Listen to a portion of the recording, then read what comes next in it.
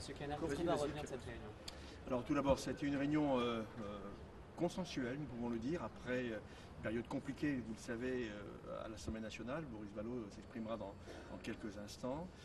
Nous avons souhaité marquer par une présence nombreuse des socialistes de l'Assemblée nationale et du Sénat. Je salue ma collègue sénatrice Corinne Narassiguin, Romain Scanesi pour l'Assemblée nationale. Nous avons voulu montrer que nous voulions sortir de l'impasse dans laquelle la PPL Yadan, la proposition de loi Yadan, avait amené le Parlement, notamment en mélangeant des sujets qui devaient être absolument dissociés.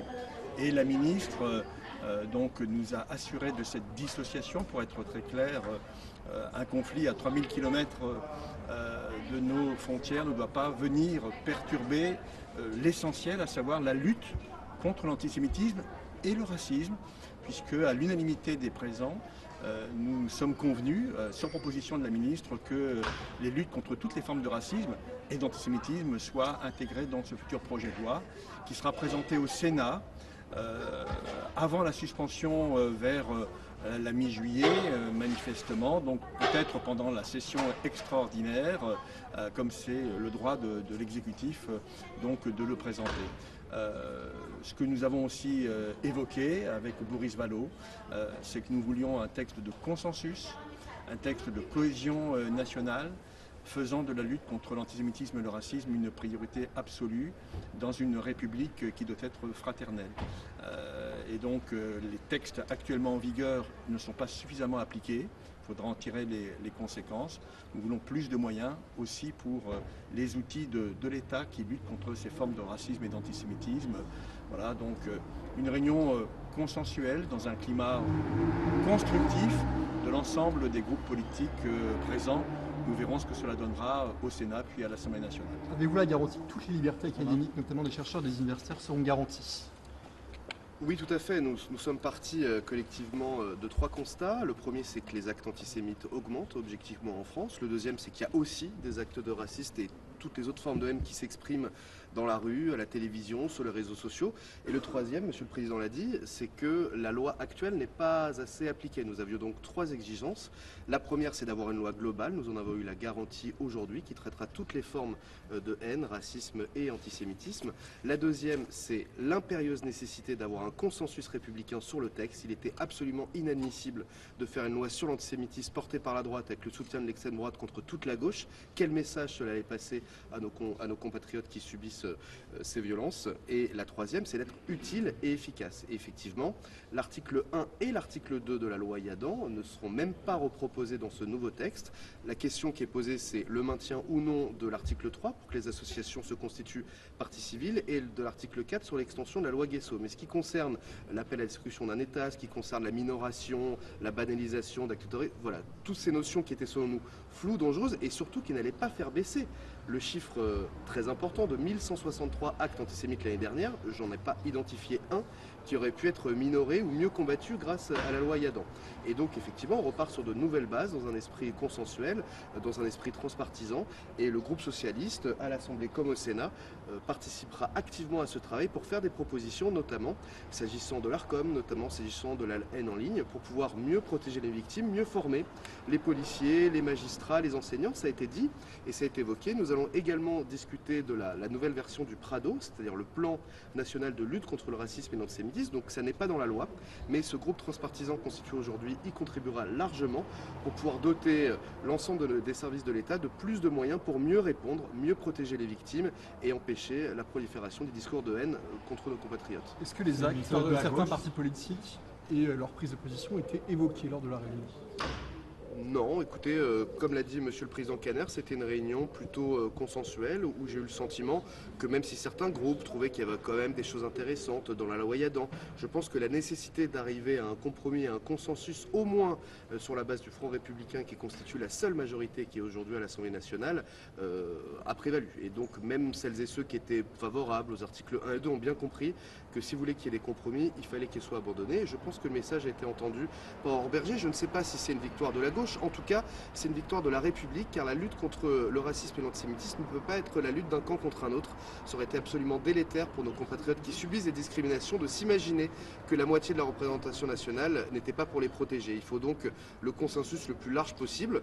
Il y a beaucoup de choses qui est déjà dans la loi actuelle, et donc ça va aussi être dans le Prado qu'il va falloir doter l'ensemble de nos services publics de moyens supplémentaires pour mieux répondre à ces discriminations qui agissent aujourd'hui dans le pays. Est-ce que le gouvernement vous a d'ores et déjà donné des modifications législatives qui comptent mettre dans ce texte? On a l'impression que pour l'instant on repart entre guillemets à zéro, quoi. Il y avait clairement cette idée qu'on repart d'un nouveau texte, justement pour sortir des polémiques qu'on a connues sur la PPL Gabin, avec quand même globalement ce constat que le premier problème, c'est d'appliquer la loi, de mieux appliquer la loi existante, d'avoir plus de moyens, et puis ensuite de regarder quelles sont les améliorations législatives qui seraient véritablement utiles. Et donc dans un calendrier par ailleurs très contraint. Dans ce cadre-là, un PGL reste intéressant parce qu'on a l'impression qu'il faut mieux appliquer la loi existante.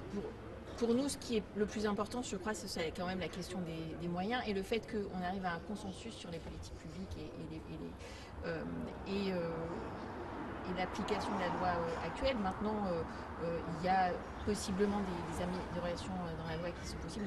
On sait notamment les évolutions avec la haine en ligne. Là, on voit bien qu'il y a des problèmes avec la loi existante. Elle n'est peut-être pas du tout applicable en réalité. Donc il y a peut-être de quoi regarder. Donc on n'est pas du tout hostile au fait de regarder à des améliorations législatives, mais la priorité c'est d'abord d'avoir des politiques publiques aujourd'hui qui soient efficaces. La peine d'inéligibilité obligatoire évoquée par Emmanuel Macron, vous pensez qu'elle a sa place dans le texte? Vous savez, on est au commencement d'un travail que l'on souhaite transpartisan, consensuel et surtout efficace dans la lutte déterminée qui doit être la nôtre contre l'antisémitisme et contre le racisme. Ça fait partie des hypothèses qui ont été évoquées, comme la question de savoir si cela devait relever du droit de la presse ou du droit commun. Tout cela sera débattu. Ce ne sera pas débattu dans un huis clos, mais avec les acteurs qui sont aujourd'hui engagés dans la lutte contre le racisme et l'antisémitisme. Voilà, en tout cas, c'était une première réunion que je considère comme positive avec mes collègues. Utile. Merci. Merci. On vous laisse avec la droite réactionnaire.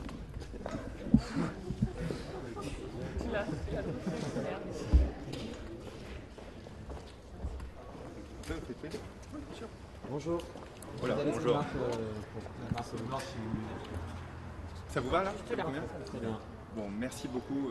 On sort de la réunion autour de la ministre Aurore Bergé sur les différentes annonces. D'abord, chacun a pris la parole au nom de son groupe, des représentants du Sénat et à l'Assemblée nationale, et nous avons pu, nous, Ensemble pour la République, mais au sein de Renaissance, que nous représentons avec Xavier, pouvoir dire les points qui nous semblaient importants sur le projet de loi que souhaite porter la ministre Aurore Bergé. D'abord rappeler, nous avons déposé une loi qui s'appelle la loi que vous connaissez bien, dite Yadan, avec des articles qui a été revus et corrigés par le Conseil d'État et qui nous semble une base intéressante qui doit être reprise, en tout cas en partie, au sein de ce projet de loi. La discussion, en tout cas sur les articles 3 et 4, semble très ouverte. Nous avons aussi rappelé qu'il nous semble important que l'ouverture sur le racisme, c'est-à-dire le travail que nous avions fait sur l'antisémitisme, soit le même pour le racisme, et que la lutte sur les discriminations racistes soit incorporée au sein de ce projet de loi porté par Aurore Bergé. Je crois que l'ensemble des... L'unanimité a été dessus. Nous souhaitons aussi qu'une peine d'inéligibilité, c'est l'idée qu'avait portée le président de la République pour tous ceux qui sont condamnés pour antisémitisme et donc racisme, soit inéligible suite à cette condamnation. Et enfin, il y a discussion sur sortir du droit de la presse l'antisémitisme et donc le racisme. Il y a pas d'unanimité, il y a discussion et début de travail dessus, mais qui nous semble important. On voit bien que la haine ne fait que augmenter un peu partout, que l'antisémitisme ne fait qu'augmenter, mais en même temps, le nombre de plaintes augmente, mais le nombre de condamnations reste relativement stable, donc qui nous montre que, en réalité, la réponse juridique, la réponse de la justice n'est pas à la hauteur du phénomène grave que vivent nos concitoyens. Donc il y a un travail qui va commencer. La ministre s'est engagée, d'ailleurs avec une parole très libre, a ouvert des pistes et nous a demandé de nous positionner dans les jours qui viennent sur les différentes voies de passage.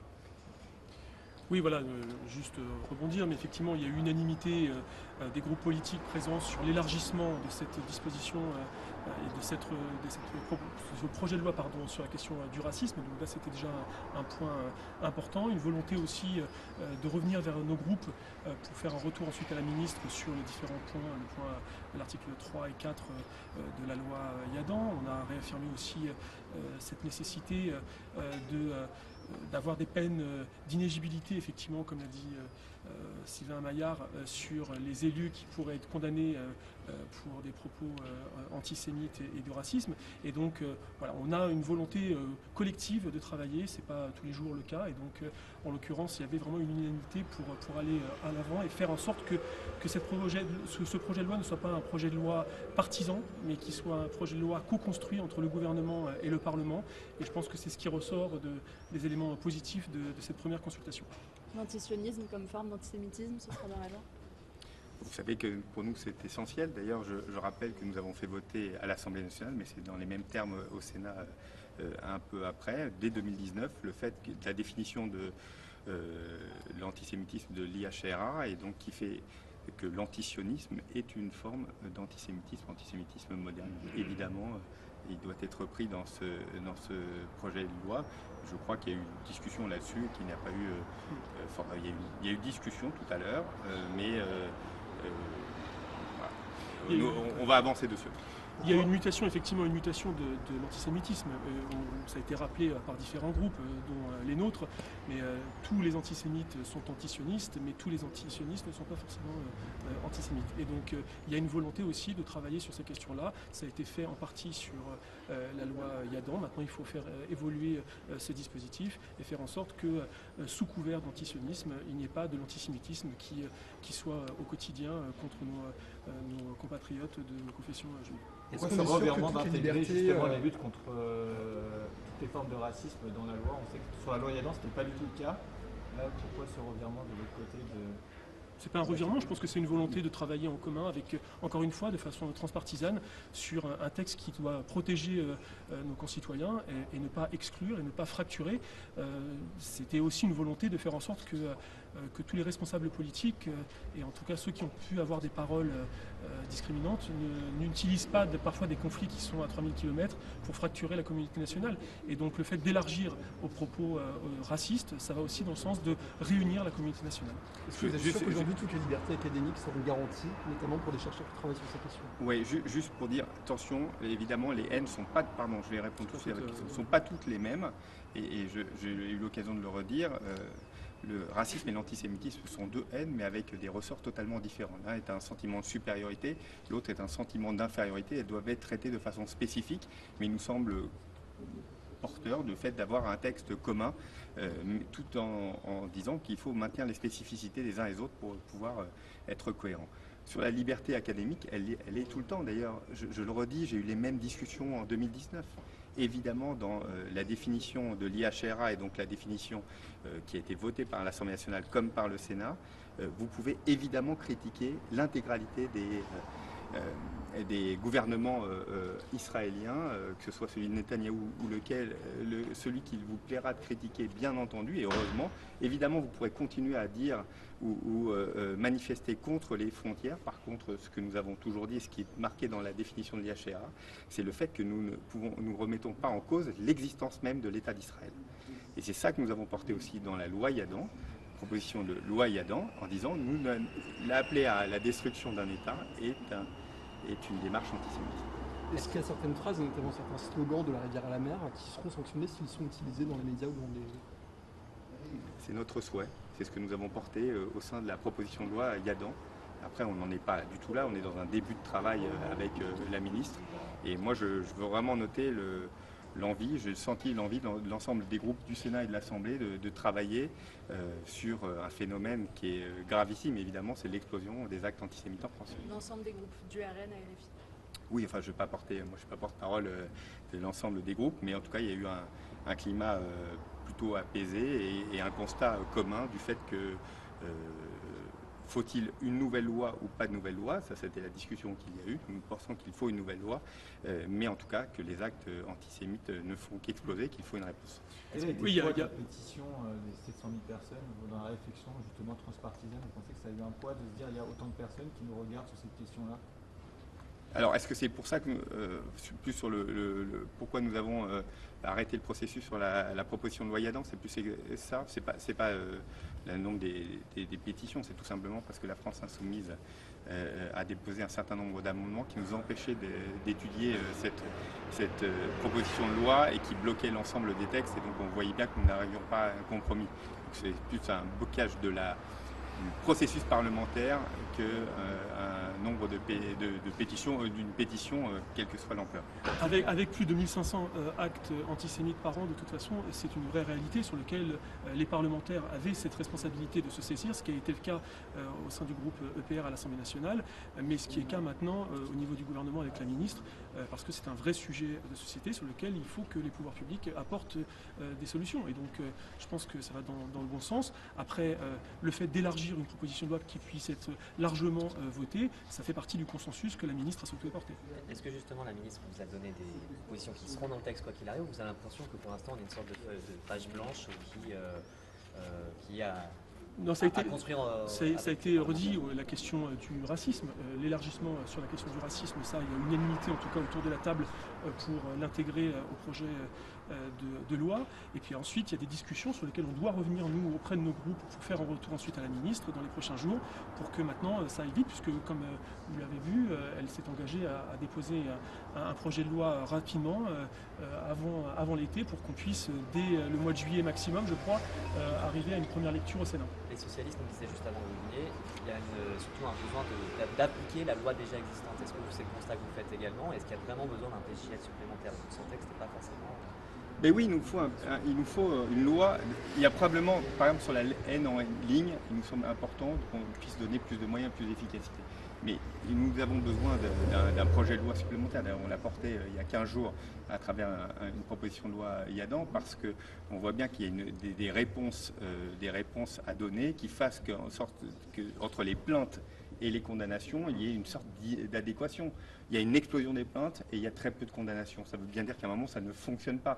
Nous pensons que, par exemple, il faut revenir sur la loi de la presse, donc qui définit le délit dans lequel est le délit d'antisémitisme. En France, l'antisémitisme n'est pas une opinion, c'est un délit.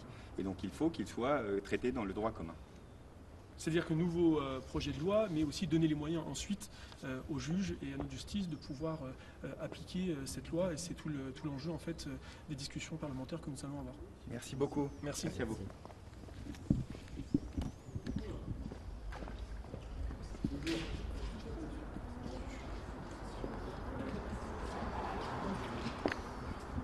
Je vous écoute. Comment était cette réunion? Qu'est-ce que vous en retenez? C'est toujours intéressant de voir que toutes les forces politiques se rassemblent pour essayer de trouver une réponse au fléau qu'est l'antisémitisme et qui porte atteinte à l'unité de la nation française. Maintenant, il faut en voir les résultats.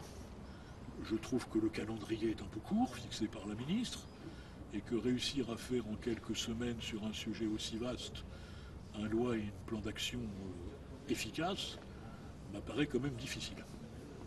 Est-ce qu'il y a des propositions, en tout cas des articles qui sont déjà actés dans ce texte? Est-ce que vous avez l'impression que tout est à construire? Comment est-ce que vous voyez les choses? Non, mais ça dépend ce que l'on veut. La première question qui se pose, c'est d'analyser pourquoi l'antisémitisme, dont je rappelle que certaines forces politiques disaient qu'il était résiduel, pourquoi l'antisémitisme a grossi et grandi en France. Et il faut bien voir qu'une partie de cet antisémitisme est un antisémitisme qui a muté, qui est né tout simplement de l'exploitation éhontée par certaines forces politiques de ce qui se passe au Moyen-Orient. Et donc cet antisémitisme masqué sous l'antisionisme, c'est un phénomène nouveau. Je ne dis pas que tous ceux qui critiquent Israël sont antisémites, mais tous les antisémites critiquent Israël. Et face à cette forme nouvelle d'antisémitisme, une réponse législative est une réponse difficile à trouver. Parce que lorsqu'on fait une loi, elle doit être claire, elle doit être intelligible et elle doit être applicable. Ce qui n'était pas le cas de la loi Yadan, donc il faut se remettre au travail et nous verrons les propositions qui seront faites. Maintenant, sur le plan de la lutte contre le racisme et l'antisémitisme, ça fait des années, avant même d'être parlementaire, que j'ai toujours considéré qu'il fallait sortir ces infractions de la loi sur la presse, où elles n'ont rien à faire. Je rappelle que le racisme, l'antisémitisme, ce n'est pas une opinion, c'est un délit. Or, la loi sur la presse, elle protège la liberté d'expression, notamment par l'offre de preuves ou l'exception de vérité. Vous n'allez pas faire l'exception de vérité de propos racistes ou parler de bonne foi. Donc ça n'a aucun sens. Et au niveau de la répression, ça nuit à l'efficacité de la répression. Donc je pense que ça, ce serait une très bonne chose de sortir de la loi de 81 les délits condamnant le racisme. Et ça, c'était l'un des points justement de cette réunion. Vous sentez que là-dessus, il y a un consensus? C'est des points que nous avons soulevés, un certain nombre, d'autres l'ont contesté, et j'ai demandé à la ministre que, effectivement, ce point soit abordé très clairement et tranché. Vous savez, j'ai toujours pensé que les atteintes que le racisme, l'antisémitisme, même s'ils ont des spécificités, sont des atteintes à la dignité des personnes. Et donc les atteintes à la dignité des personnes, ça s'appelle l'universalisme républicain, elles ne font qu'un, et donc on ne peut être que d'accord. Vous ressentez dans quel état d'esprit de cette réunion sceptique, on a l'impression, ou il y a quand même une question qui construit? Vous savez, avant d'être sénateur, j'étais président de la commission juridique de la LICRA, vice-président de la Commission nationale des droits de l'homme. Donc des plans, j'en ai vu beaucoup. Après, c'est les moyens que l'on donne. Vous voyez bien que quand on voit certaines décisions de justice, quand on entend un certain nombre de gens vous parler de l'accueil qu'ils ont reçu dans les commissariats ou dans les gendarmeries, vous voyez bien qu'il y a un problème de formation aussi. Face à une délinquance nouvelle par les réseaux sociaux de racisme, il faut aussi former les gens, il faut donner des moyens. Donc c'est la question, quels seront les moyens donnés aux mesures qui seront prises? Des participants juste avant vous disaient que la priorité c'est d'appliquer mieux la loi déjà existante. Est-ce que c'est le constat que vous faites aussi, ou il y a vraiment un besoin d'aller? Mais je crois que c'était des gens de la majorité, je comprends que... Non, la situation budgétaire étant ce qu'elle est. Non, on peut faire en revanche un constat de l'application de la loi. Est-ce que ça marche? Est-ce que ça marche? Or, la vérité, c'est que les gens hésitent à déposer plainte, que les procédures sont longues et qu'il y a parfois des décisions surprenantes. Vous voyez, j'étais l'avocat de la famille d'Ilan Halimi. Quand vous voyez que l'arbre tronçonné, les juges ne retiennent pas la circonstance de l'antisémitisme, la cour d'appel non plus d'ailleurs, c'est leur droit. Mais vous comprendrez que ça puisse étonner. Et donc, je pense qu'il y a un problème de formation des magistrats, il y a un problème de sensibilisation, et que donc, oui, faire un état des lieux, qu'est-ce que donnent les plaintes, combien donnent lieu à de condamnation, quel type de condamnation, ça ne serait pas inintéressant. Maintenant, 3 semaines, ça me semble quand même un peu difficile. Merci. Bien.